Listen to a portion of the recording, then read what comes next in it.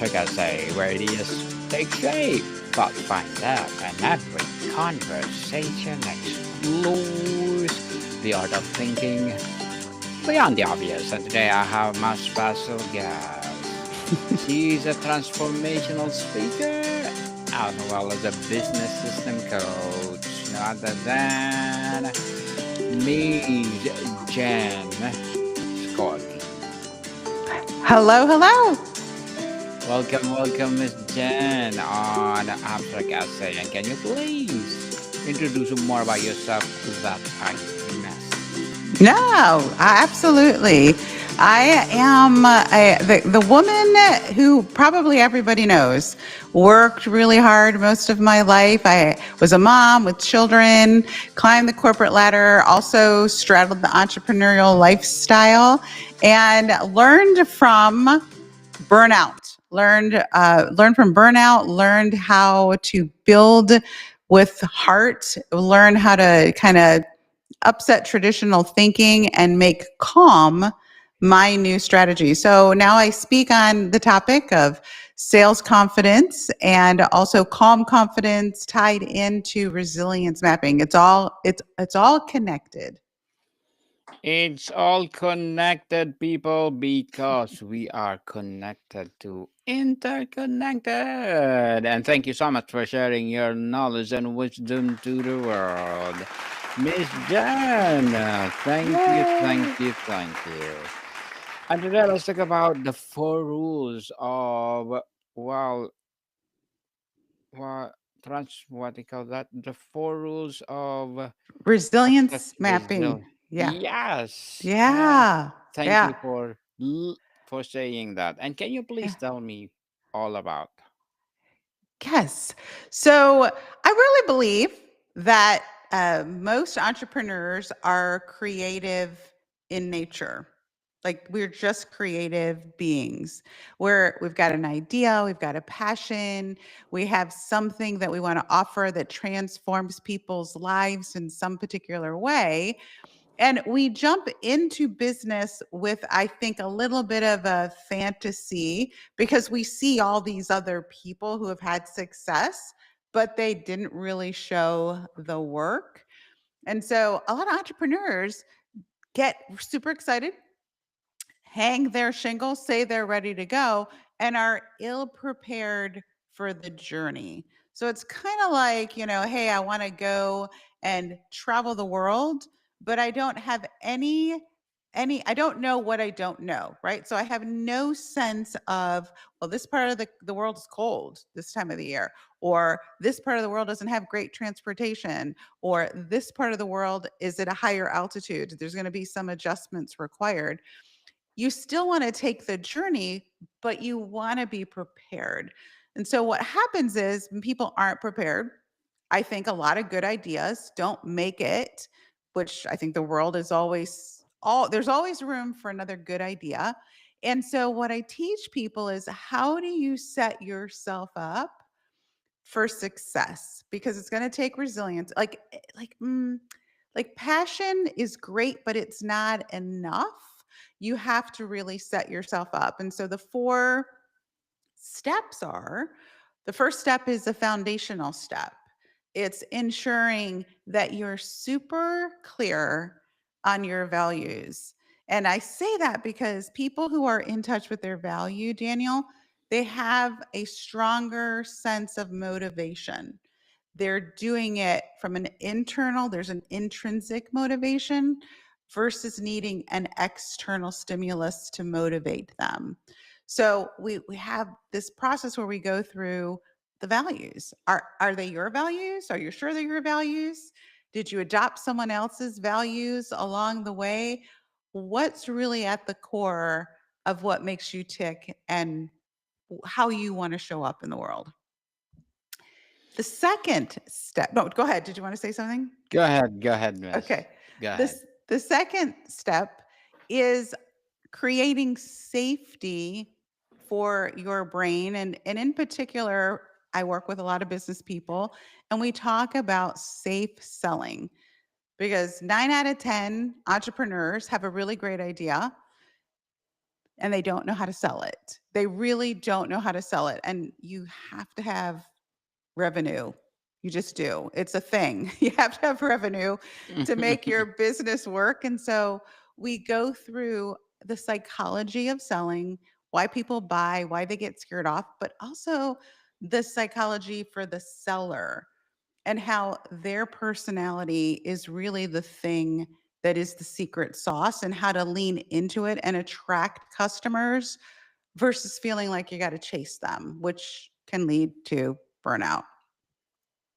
And then the third step is understanding what we call failure fluency, which is reframing the brain to take feedback.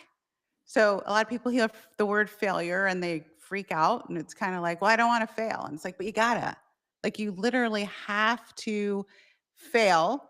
You've got to look at that as feedback and you have to make adjustments. Otherwise, you're just going to keep spinning your wheels. And then step number 4 is establishing consistency. So, how are we going to support you? How are you going to set up a support system to ensure that you are taking one step at a time in what we call a calm, confident way? So, those are a very high level, the 4 different steps of resilience mapping. Okay, Miss Jan, the term momentum is often used loosely in the context of your framework. What does true business momentum feel like when it's achieved? Yeah, momentum is, I believe, a balance that creates consistency in delivering your systems, in actually being involved in your systems. So if you think about a car, for example, if you've ever pushed a car from a dead stop, and I think most of us have, it takes a lot of effort at first to get that car going.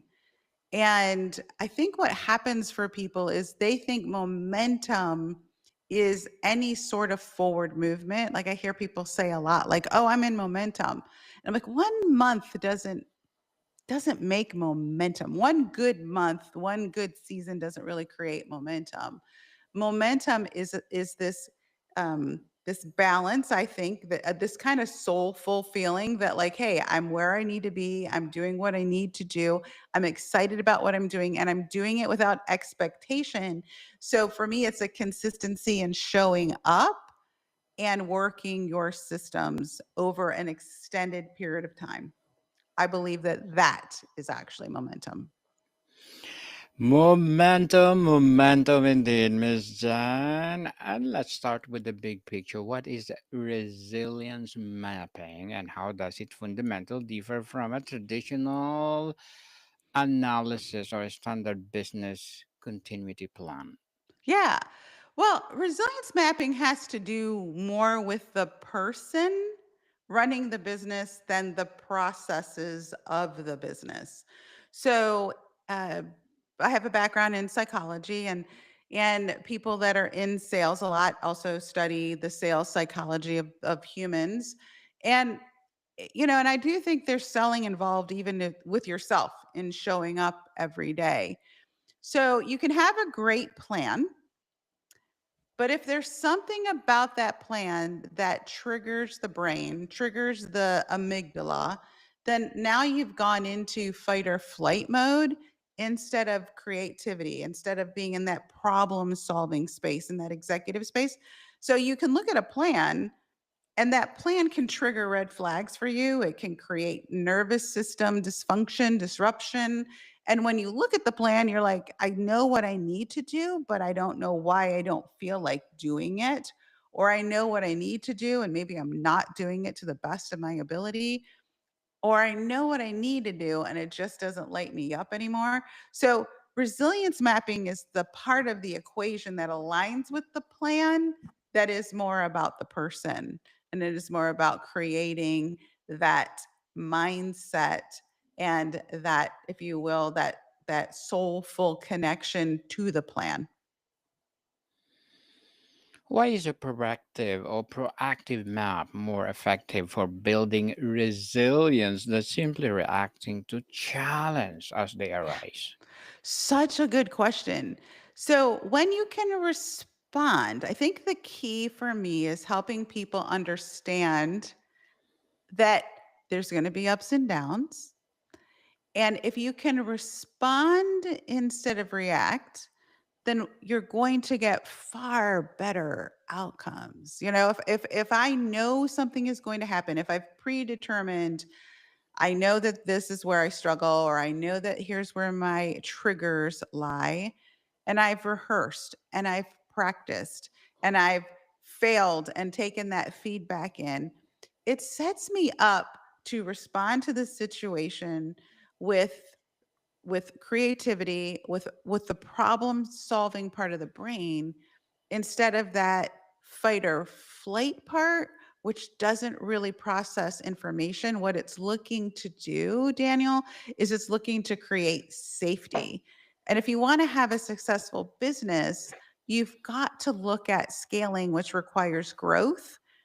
And the brain isn't really wired for growth, it's really wired for safety.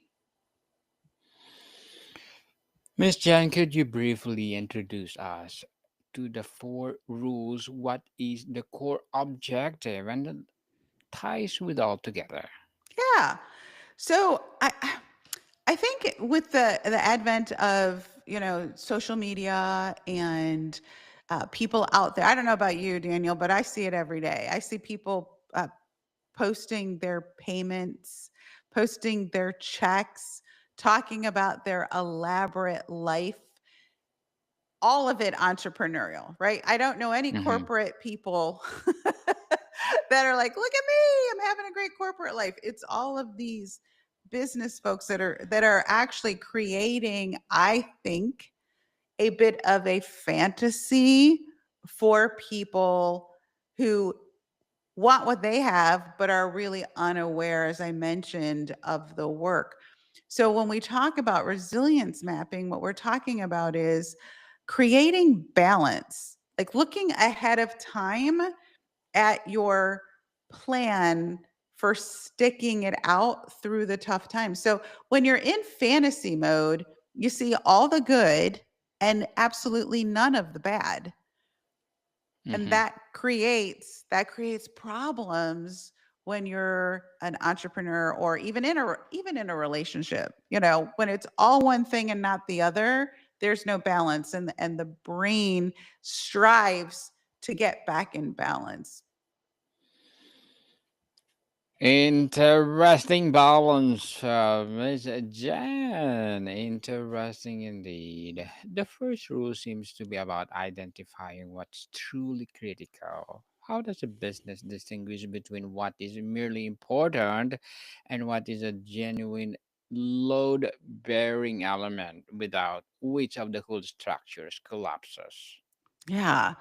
So I think the key there is to know what 20% of your plan is going to create the most results. I think everybody's aware of Pareto's principle, which says that 80% of your results come from 20% of your efforts. But a lot of businesses don't actually have a conversation on the regular about, is the 20% still the same? And then how can we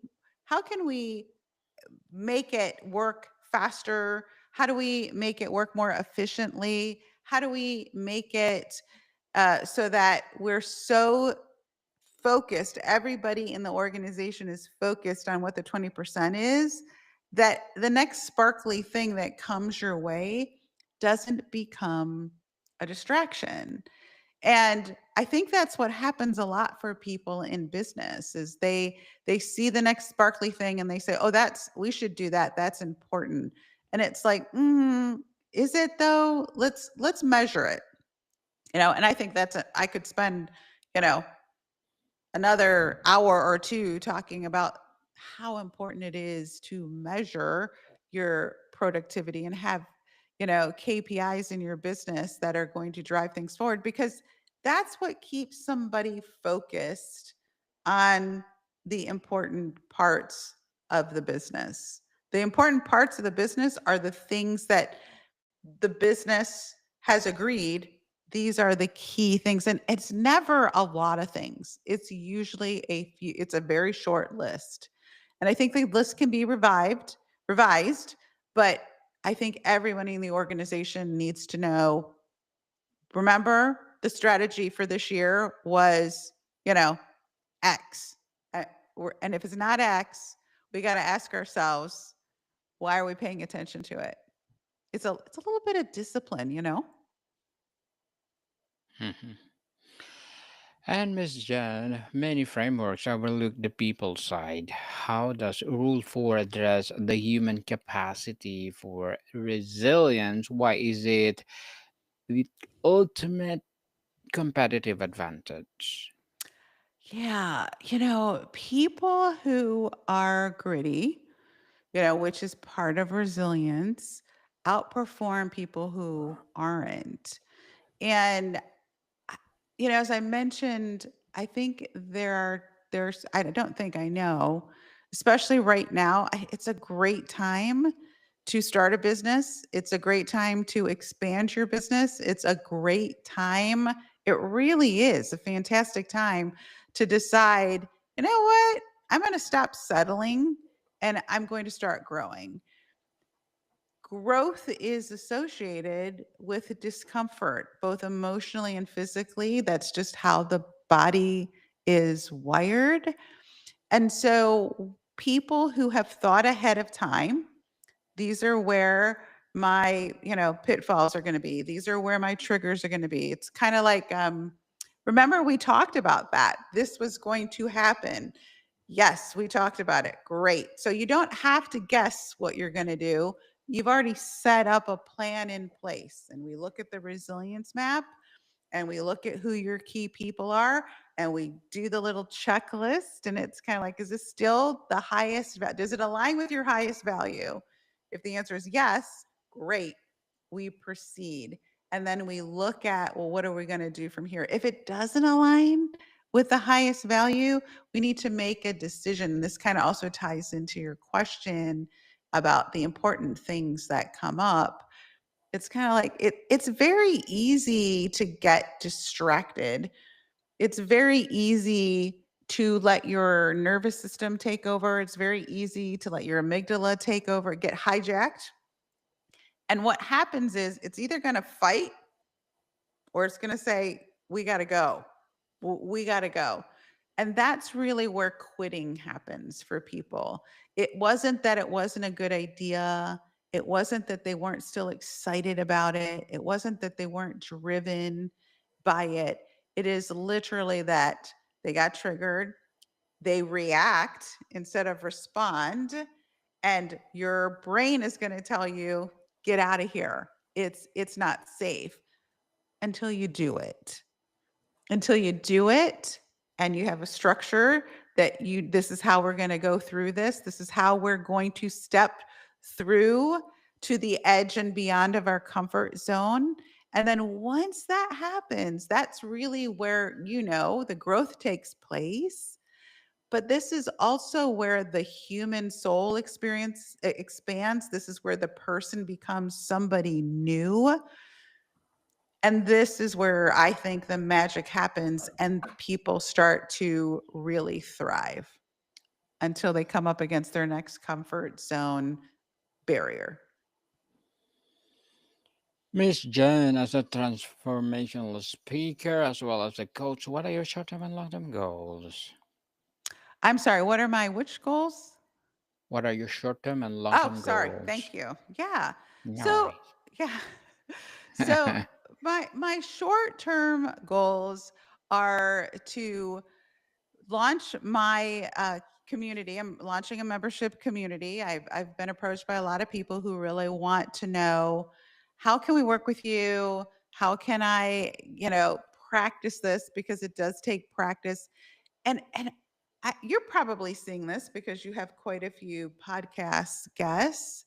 People want community, but they want community with like-minded people that can help them. So I'm really excited short term about launching my communities so that I can create this calm, confident community for entrepreneurs who want to really work on their resilience mapping, want to work on growth, but to do so in a really safe environment. So I'm super excited about that. My long-term goal is, and it is honestly, it's to design a life that I don't want to retire from. I want to create. I've done the hustle thing. You know, I've worked all the hours. I've missed important things for my family, you know, in the name of business or being a good executive. And I think that you can have both. You just have to be more intentional about it. So, my long term goal is to create this empire, if you will, of of helping my niche really is the a female entrepreneur. I work with some men, but this seems to resonate the most with the female entrepreneurs. But you know, I think if I could say, you know what, if I could create a group of 50,000 women, that would be exciting. That would be exciting. Who are all doing good things with their business and their life and aligning it with their values without having to burn themselves out, without have to worry about am I doing the right thing? Am I sacrificing the wrong things? And moving to the next stage in our businesses together. Well, good luck to your goals, Miss Jen, Thank you. and looking forward for more success. What will be your piece of advice for those people out there who want to be a speaker as well as a coach?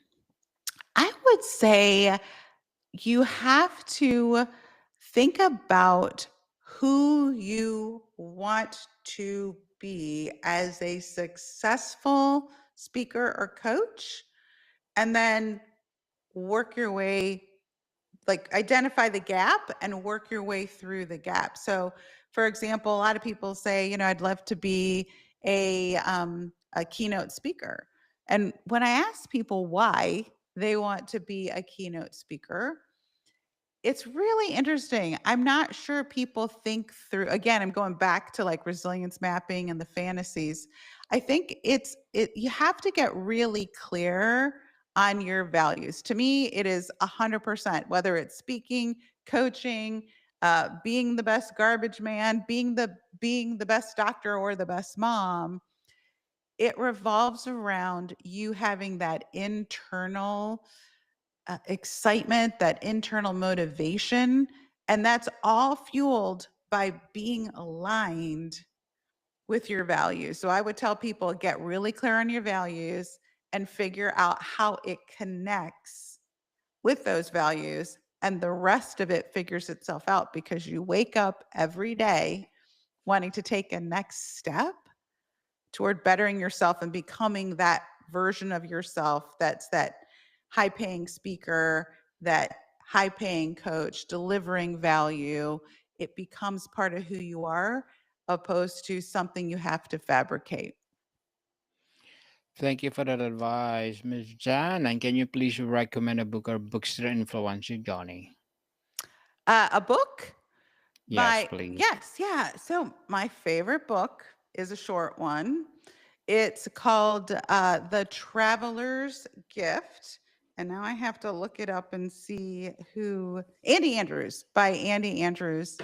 It's an allegory, it's a short read, but it's super impactful. It has been honestly one of the most impactful reads in business that I have come across. So that is my favorite book to recommend to people.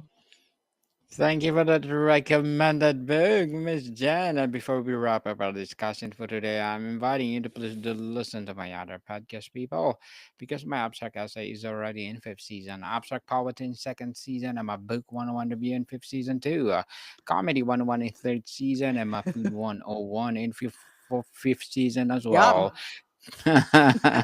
Geography 101, Love Letters, and Movie 101 Review, Music 101 fourth season, I'm a Baby Podcast, Law 101, and Mental Health, as well as my Bible Verses 101, Science 101, and Sex 101 in each second season. Please listen to them wherever you listen your podcast. So, Miss Jen, what is surprising industry or business type that you seen benefit dramatically from applying these rules?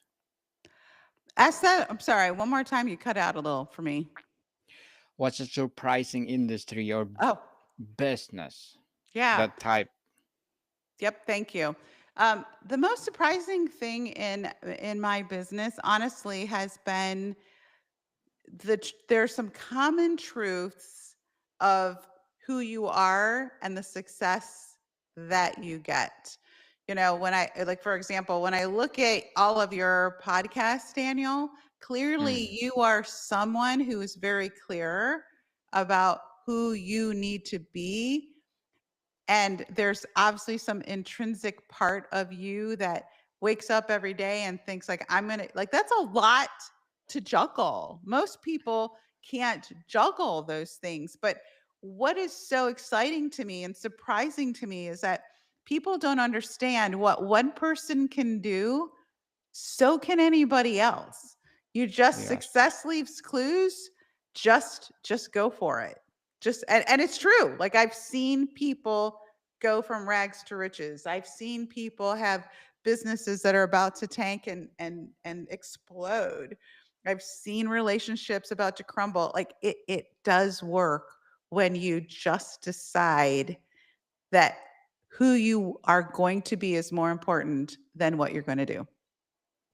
Indeed. And thank you so much for sharing your knowledge and wisdom to the world, Miss Jen. So Thank can you you, Daniel. please, yeah, so can you please invite our listeners to support your advocacy, your business, or whatever projects that you're doing right now? Yes, they can contact me at my website is gskory.com. I have some freebies there for them, as well as a newsletter that they can sign up for, and we can stay connected every week. So all of that's on my website, gskory.com. Yes, people, let's support Miss Jen Skory because if you support her, for sure, more and more empowering advocacy to come. So, Miss Jen, thank you so much for your time. Thank you. It was a pleasure. More to come, people. See you soon.